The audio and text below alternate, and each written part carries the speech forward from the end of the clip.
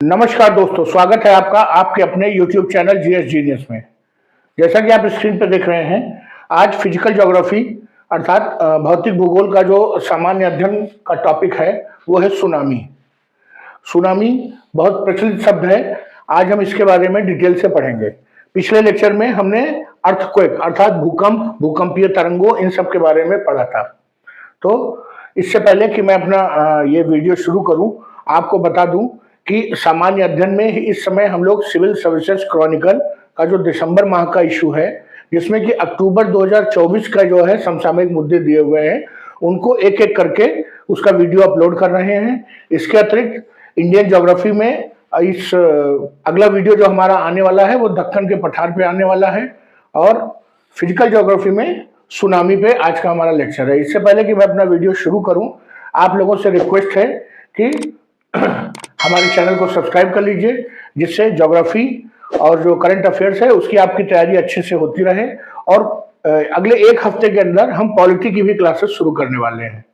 तो आइए शुरू करते हैं आज का वीडियो सुनामी। इससे पहले कि वीडियो शुरू करें, आप इस चित्र को देखिए।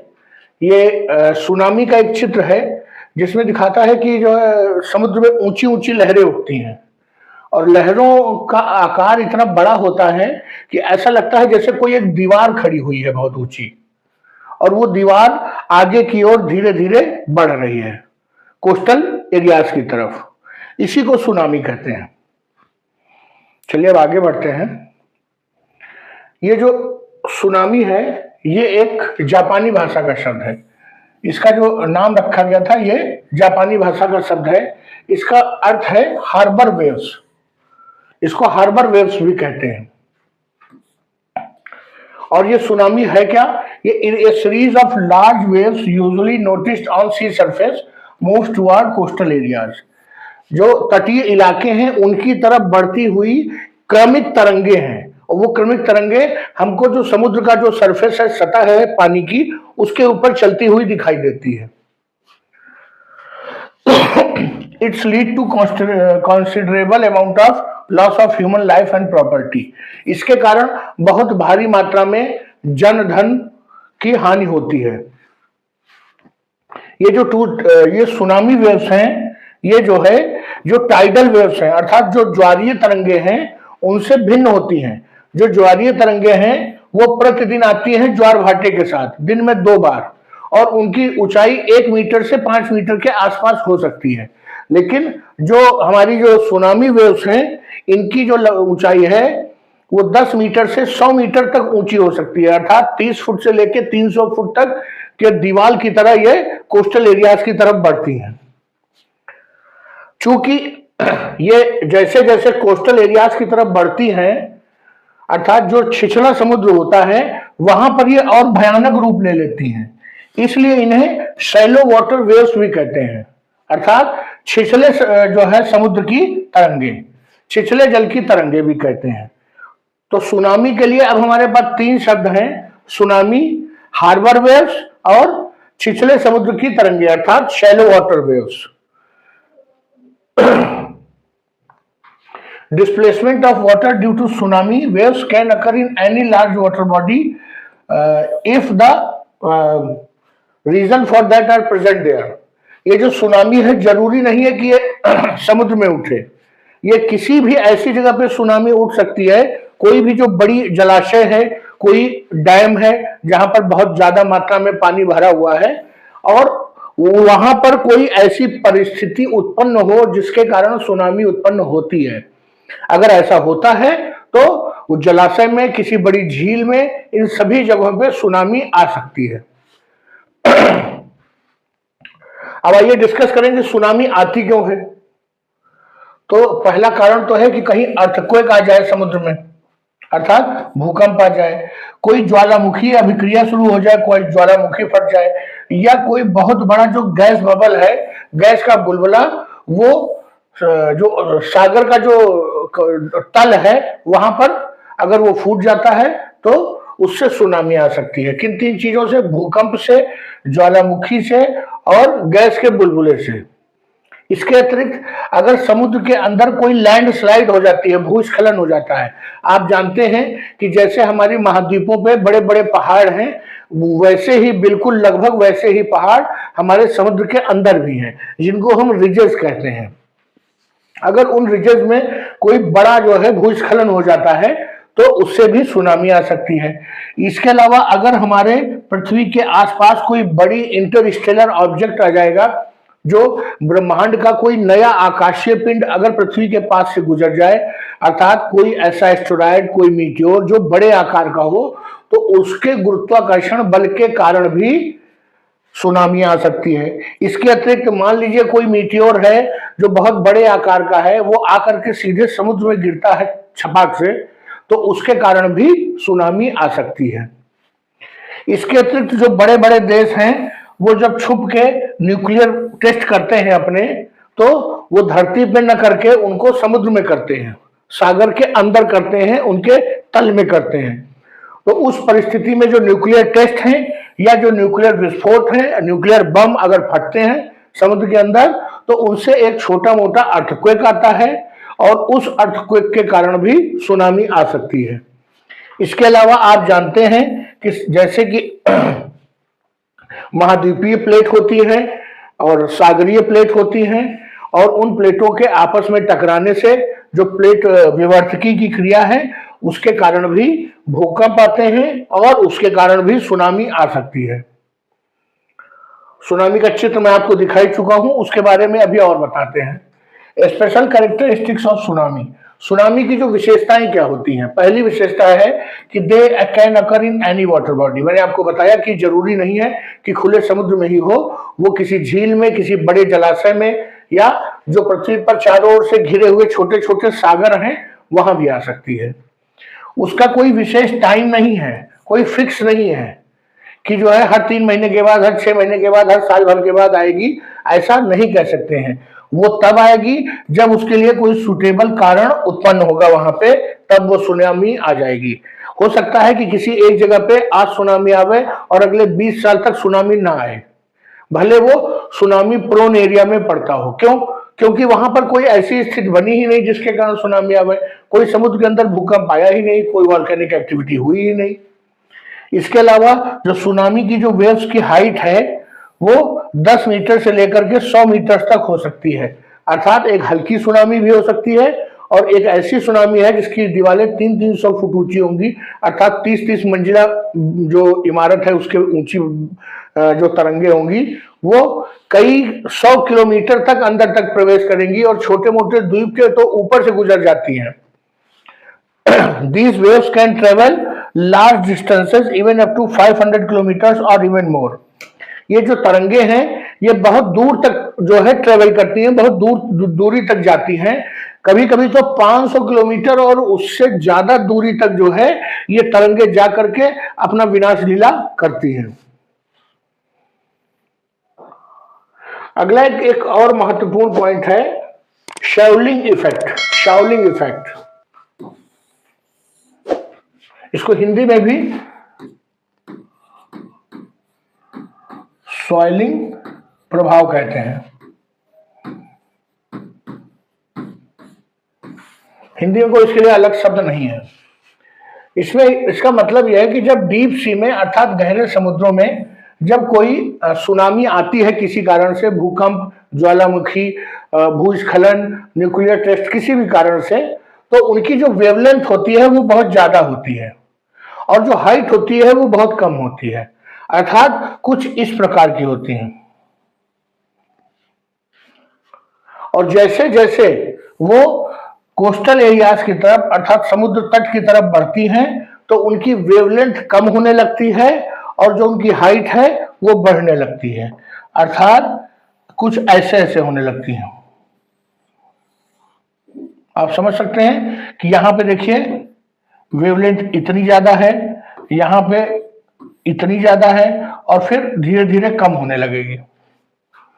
और इसकी जो हाइट है वो सर्वाधिक तब होती है जब ये तटों से टकराते हैं, मतलब बिल्कुल जब तट पर आ जाते हैं उस समय इसकी जो हाइट है वो सर्वाधिक होती है। और जहां से इनकी शुरुआत होती है समुद्र में जिस जगह से, वहां से जब ये चलते हैं तो इनकी हाइट धीरे धीरे धीरे तट तक पहुंचते पहुंचते लगातार बढ़ती रहती है। इसी को कहते हैं स्वेलिंग इफेक्ट। इस स्वेलिंग इफेक्ट का एक चित्र देखते हैं। यहां पे हमारा, यहां कहीं पर आप समझिए ये जो भ्रंशन की क्रिया हुई है धसाव की, इसके कारण यहां से ये एक जो है, यहां से इसको पुश मिला और ये पानी ऊपर की ओर उठा। जब ऊपर उठेगा तो अगले पल नीचे भी जाएगा, जब नीचे जाएगा तो फिर ऊपर फिर नीचे, इस तरह से यहां से सुनामी शुरू हो गई और तट की तरफ जा रही है।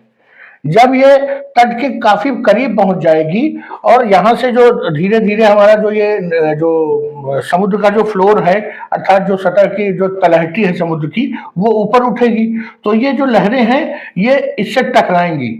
और इसका नियम है कि जब जितने वेग के साथ ये टकराएंगी उतने ही वेग से ये ऊपर उठेंगी, उसके बाद फिर टकराएंगी तो फिर ऊपर उठेंगी, फिर टकराएंगी फिर ऊपर उठेंगी। तो ये जितनी ताकत से नीचे टकराएंगी उतने ही ऊपर जाएंगी, और जैसे जैसे ये आगे बढ़ती जाएंगी ये समुद्र की जो नीचे की तलहटी है ये ऊपर उठती जाएगी, और ऊपर उठने के कारण इनकी हाइट बढ़ती चली जाएगी। और हाइट बढ़ने का मतलब सिर्फ इतना है कि जितनी अधिक हाइट होगी उतना ज्यादा डिस्ट्रक्शन होगा कोस्टल एरियाज में।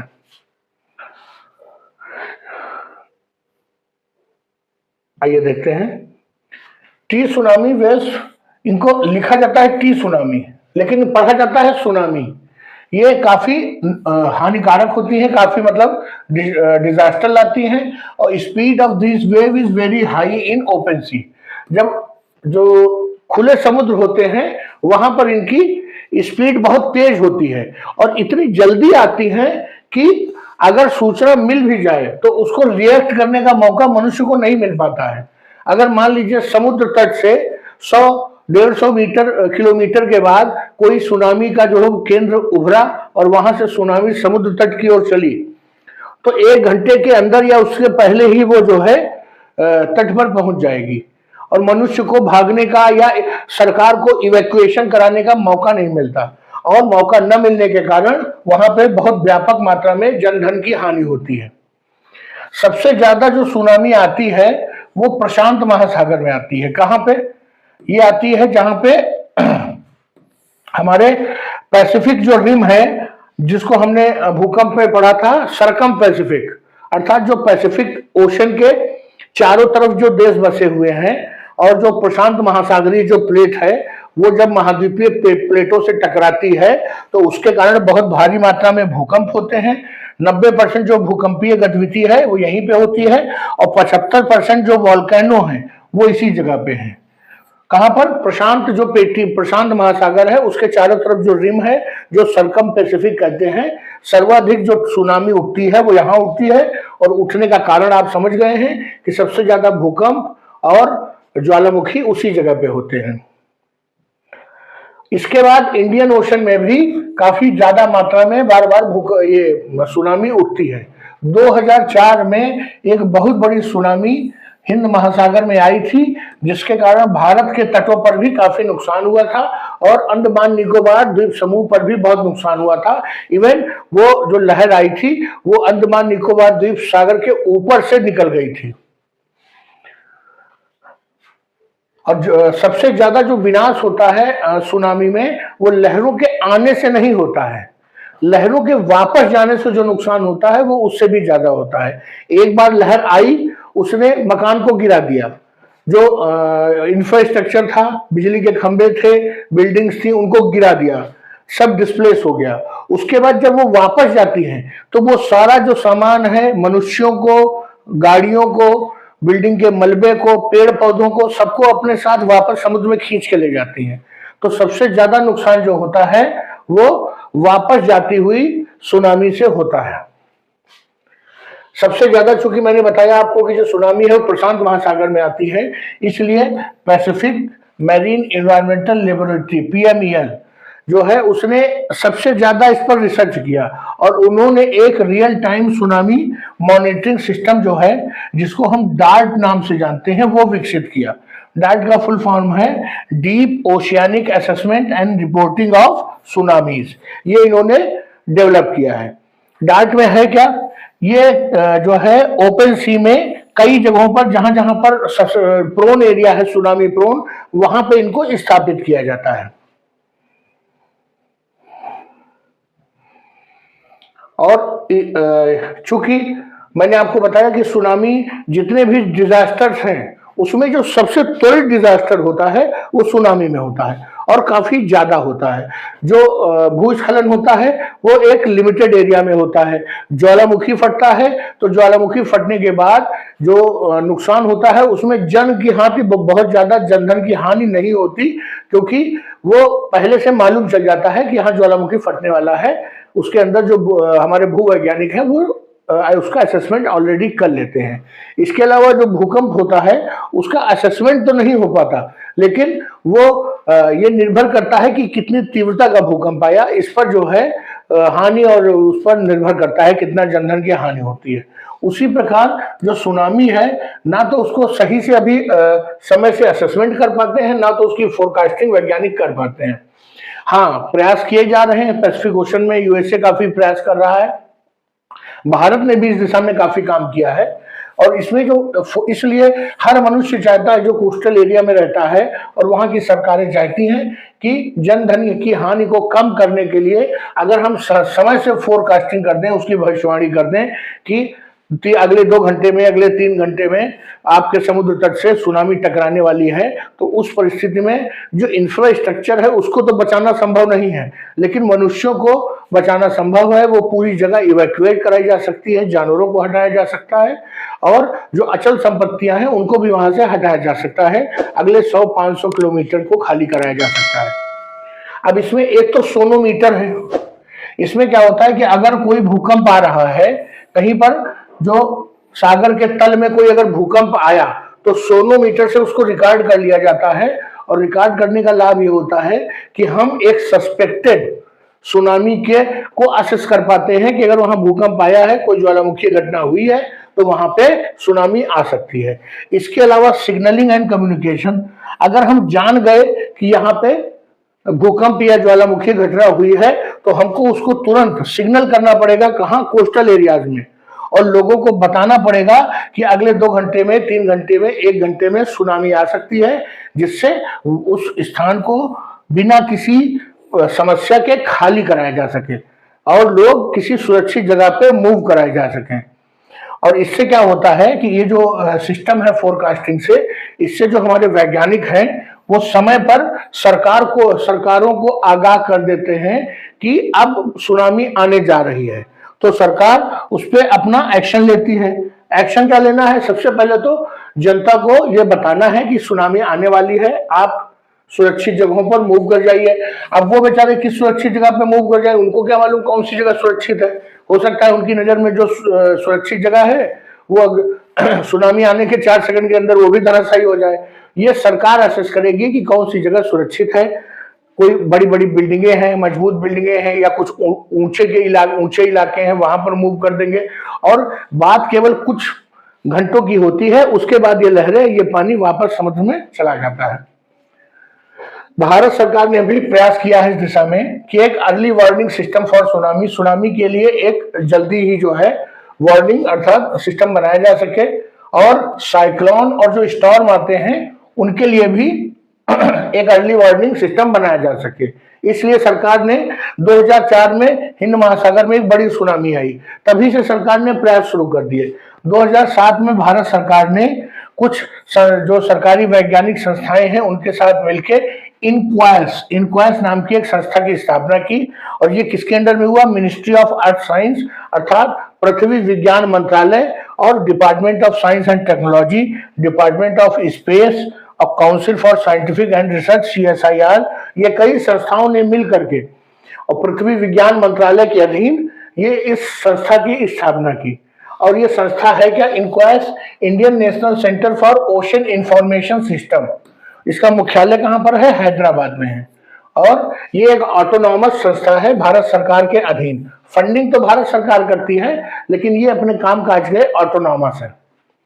अब देखते हैं कि इसमें जो सुनामी आने से नुकसान क्या होता है। सबसे ज्यादा नुकसान जो मतलब नजर आएगा वो लॉस ऑफ ह्यूमन लाइफ है। अगर सुनामी आई और कोस्टल एरियाज में 10-20-50 किलोमीटर में लोग हैं, जैसा कि रहते ही हैं, वो वहां पर व्यापारिक गतिविधियां होती हैं, मछली मारना, मत्स्यन, नौका, ये सब चीजें वहां पर ह्यूमन एक्टिविटीज होती ही रहती हैं। इवन वहां पर जो खेल गतिविधियां भी समुद्र के किनारे होती रहती हैं। बीचेस पे लोग पिकनिक भी मनाते रहते हैं। तो लॉस ऑफ ह्यूमन लाइफ, मनुष्यों के जीवन का नुकसान होता है। और अगर एक सुनामी के कारण 150 लोग मर गए तो एक जनता में गलत मैसेज चला जाता है। इसके अलावा लॉस ऑफ इंफ्रास्ट्रक्चर, जितनी भी जो वहां अधोसंरचनाएं हैं, सड़कें बनी हुई हैं, बिजली के खंभे लगे हैं, कम्युनिकेशन टावर्स हैं, बड़ी बड़ी बिल्डिंग्स हैं, होटल्स हैं और घर हैं, वो सभी धराशायी हो जाते हैं। इसके अलावा सैलिनाइजेशन ऑफ वाटर, जो कोस्टल एरियाज में जो मीठे पानी के स्रोत हैं, चाहे वो कोई जलाशय हो, कोई नदी हो या कोई और जो व्यवस्था है, वो सब में समुद्र का खारा पानी प्रवेश कर जाता है। और एक बार कुएं में, जलाशय में समुद्र का खारा पानी मिल गया, फिर वो पीने लायक नहीं रह जाता है, जिसके कारण वहां पर जल की समस्या भी उत्पन्न हो जाती है। इसके अलावा क्या होता है, स्प्रेड ऑफ डिजीज, जब समुद्र का खारा पानी बहुत बड़ी मात्रा में कोस्टल एरियाज में प्रवेश करता है तो वहां पे जो निचले भाग होते हैं कोस्टल एरियाज में, वहां पर वो पानी रुक जाता है और वापस समुद्र में नहीं जाता। इसके कारण वहां पर मार्शी जगह, दलदली टाइप की जगह तैयार हो जाती है। कई दिनों तक जब पानी रुका रहता है तो उसमें मच्छर मक्खी पनपते हैं और तरह तरह की जो कम्युनिकेबल डिजीजेज है वो फैलने लगती हैं और उससे भी ह्यूमन लाइफ इफेक्ट होती है। तो ये हमने सुनामी के बारे में आपको बताया कि सुनामी क्या है, सुनामी कैसे आती है, सुनामी के प्रभाव क्या है, सोइलिंग इफेक्ट क्या है, इन सब के बारे में हमने आपको डिटेल से बताया। तो चलिए मित्रों, इस वीडियो को यहीं समाप्त करते हैं। सुनामी के बारे में जीएस के पोर्शन में इससे ज्यादा पढ़ने की आवश्यकता नहीं है। हमने इनक्वाइस के बारे में पढ़ा, पैसिफिक ओशन में जो सुनामी आती है उस वहां पर क्या व्यवस्था हो रही है, डार्ट के बारे में पढ़ा। तो मित्रों, वीडियो को समाप्त करता हूं। हमारा कंटेंट अच्छा लगा हो तो वीडियो को लाइक करिए और चैनल को सब्सक्राइब करिए। धन्यवाद।